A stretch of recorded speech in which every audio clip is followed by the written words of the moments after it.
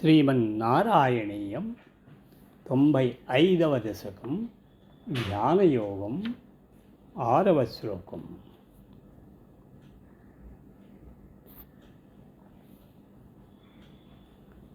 చిత్తాద్భిభావముచ్చైర్వపుషి చ పుల్లకం హర్షభాష్పం చహిత్వా చిత్తం శుద్ధేత్ కథం వాకిము బహుతపసా విద్యయా వితభక్తేః త్వద్గాథాస్వాదసి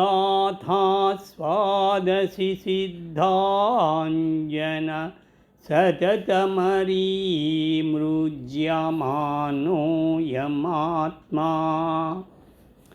చక్షుర్వత్తత్వసూక్ష్మం భజతి నతు తథాభ్యస్తయా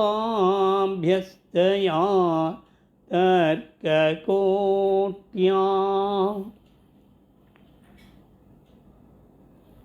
దేవా, నీ భక్తి తత్పరతలో చిత్తము ద్రవించవలెను, వడలు పొలకరించవలెను, కన్నుల నుండి ఆనంద బాష్పములు స్రవించవలెను. అప్పుడు మాత్రమే భక్తుని యొక్క మనస్సు పరిశుద్ధమగును. భక్తి లేని తపస్సులు వ్యర్థములు, శాస్త్రజ్ఞానము నిరుపయోగము. సిద్ధాంజనముచే నేత్రములు నిర్మలమైనట్లు నీ లీలలను వినుట, స్మరించుట, కీర్తించుట మొదలగు వాటి వలన ఈ ఆత్మ పరతత్వమును దర్శింపగలుగును.